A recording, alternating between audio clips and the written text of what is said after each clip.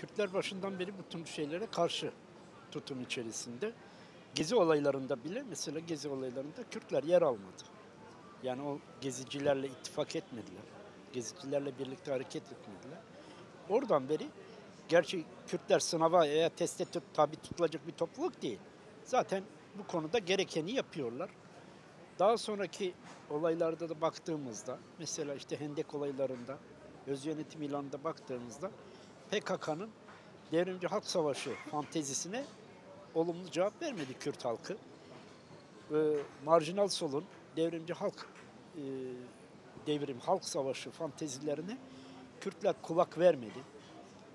Kürtler bunlara rağbet göstermedi. Orada da zaten Kürtlerin tutumu ortada.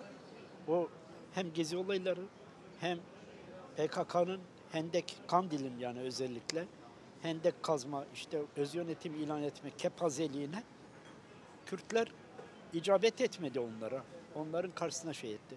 O kadar şehirler tahrip olmasına rağmen onların çağrılarına kulak vermedi. Sokağa çıkmadı. Bu bakımdan gerçekten Kürtler çok iyi bir duruş sergilediler. Sınav verdiler demiyorum zaten. Ondan sonra bu olaylarda da zaten darbe gecesinde de görüldü ki Kürtler de bu darbeye karşı ciddi olarak duruş sergilediler. Aynı şekilde yani bizzat Vatan Caddesi'nde ben oradaki Kürtlerle vesaire şeylerle konuştum, görüştüm. Yani o gece o çatışmaların olduğu şeyde tankın üzerine çıkan Kürtler de vardı. Hayatını kaybedenler oldu. Yaralananlar oldu. Dolayısıyla hani bu konuda diğer halk kitleleri nasıl bir tutum aldıysa Kürtler de aynı tutumu aldı. Kürtler bu ülkede halk bazında halklar arasında çatışma istemediğini, birlikte yaşamak istediğini zaten sürekli gösteriyor bununla. Böyle bir duruşu. Hem darbede hem darbe sonrasındaki e, darbeye karşı nöbet gösterilerinde Kürtler aynı şekilde çok yoğunluklu olarak hiç de tahmin edilemeyecek sayıda ve yoğunlukta yer alıyorlar. Kürtlerin yoğun olduğu büyük kentlerde böyle olduğu gibi İstanbul, Ankara vesaire gibi İzmir'de hatta aynı şekilde Kadife Kale'yi görelim. Kadife Kale'nin İzmir'de bu gösterilere katılma oranını rahatlıkla görebiliriz. Bunun dışında Batman, ondan sonra Bitlis gibi, Tatvan gibi, Urfa gibi Kürtlerin yoğun olduğu merkezlere bakalım.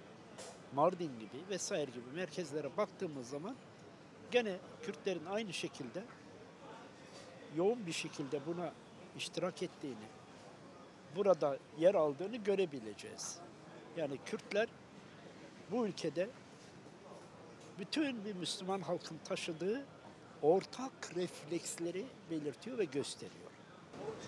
Uzun süredir PKK'nın silahlı baskısı, silahlarının gölgesi altında sindirilmiş bir halk kitleler, Kürt halkı, sindirilmiş Kürt kitleleri artık başını kaldırdı. Bu önemli bir aşama oldu.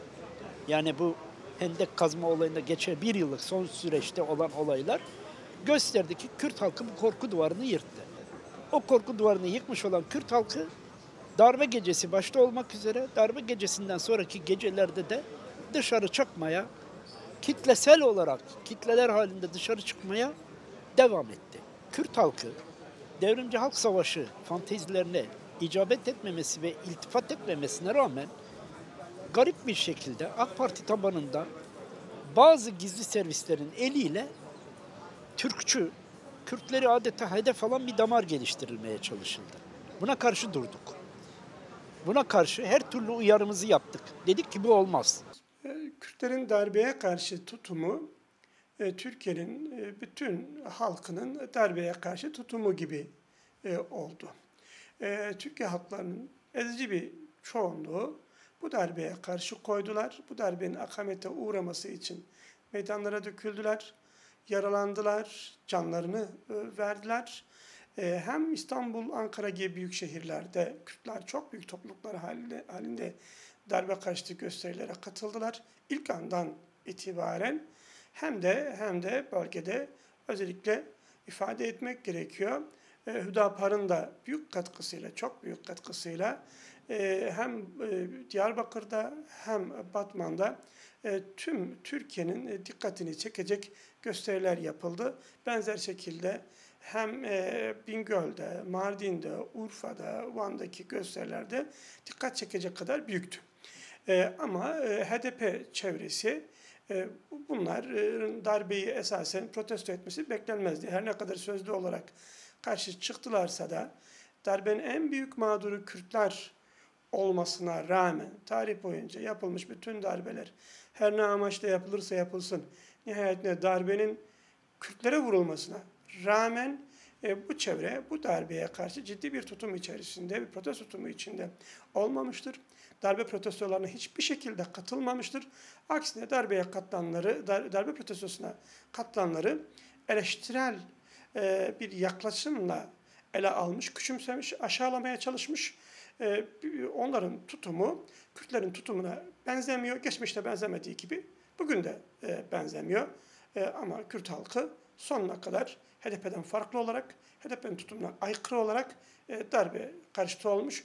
Zaten şehit olanların, yaralı olanların kütüklerine bakılırsa bunların çoğunun bölgeden, özür diliyorum, mühim bir kısmının bölgeden olduğu rahatlıkla anlaşılacaktır.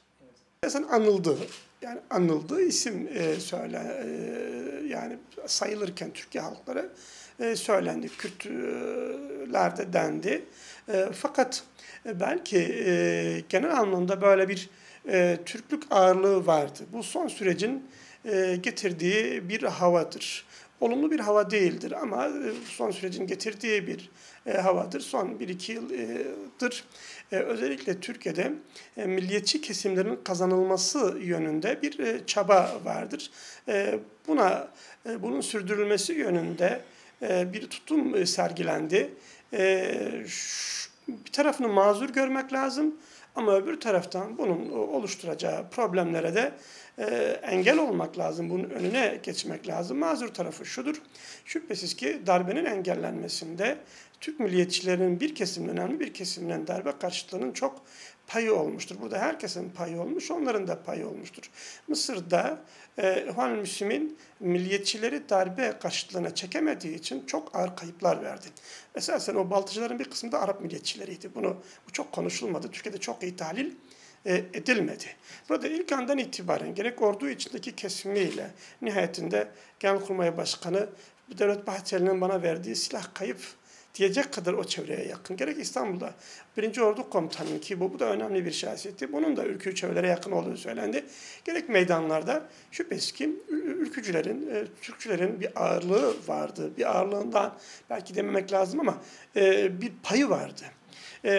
Bu yeni bir vaka değil. Son 1-2 yıldır, birkaç yıldır elde edilen bir tablodur. Bu tabloyu sürdürmek istediler. Bu tablonun sürmesi lazım. Bundan rahatsız olmamak lazım. Bundan rahatsız olduğumuz zaman darbe karşıtlığının Türkiye'de başarıya ulaşması mümkün değil. Bunu özellikle vurguluyorum.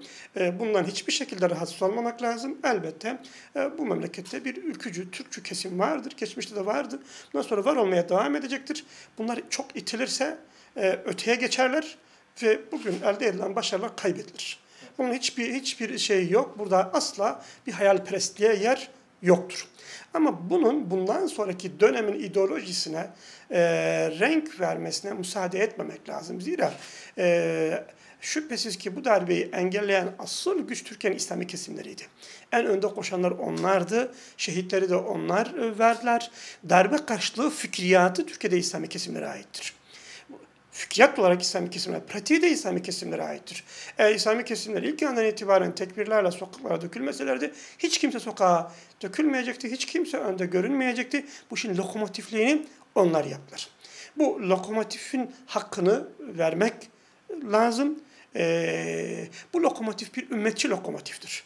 Bunun bir Türk-Kürt vurgusu yoktur. Bir Müslüman vurgusu vardır. Ama Türklükte, Kürtlükte Türkiye'nin bir gerçeğidir. Ne Türk-Kürt'ün darbe karşıtlığından rahatsız olacak, ne Kürt-Türk'ün darbe karşıtlığından rahatsız olacak. Bizim yeni bir dayanışma içerisinde olmamız lazım. Birbirimizin varlığından rahatsız olmadan, birbirimizle ilgili vurgulardan rahatsız olmadan yeni bir sürece geçmemiz lazım. Burada esasen Türklük vurgusundan öte, Kürtlerin belki göz ardı edilmesi, buradaki bir dengenin kaçırılmış olması rahatsız edici bir husus olarak görülebilir. Bu telafi edilmeli ve bundan sonra sistemin böyle bir yapıya bürünmesine de müsaade edilmemeli. Ben esasen müsaade edileceğini düşünmüyorum. Halk buna müsait değil. Türkiye Müslümanları buna milliyetçi bir sürece müsait değiller.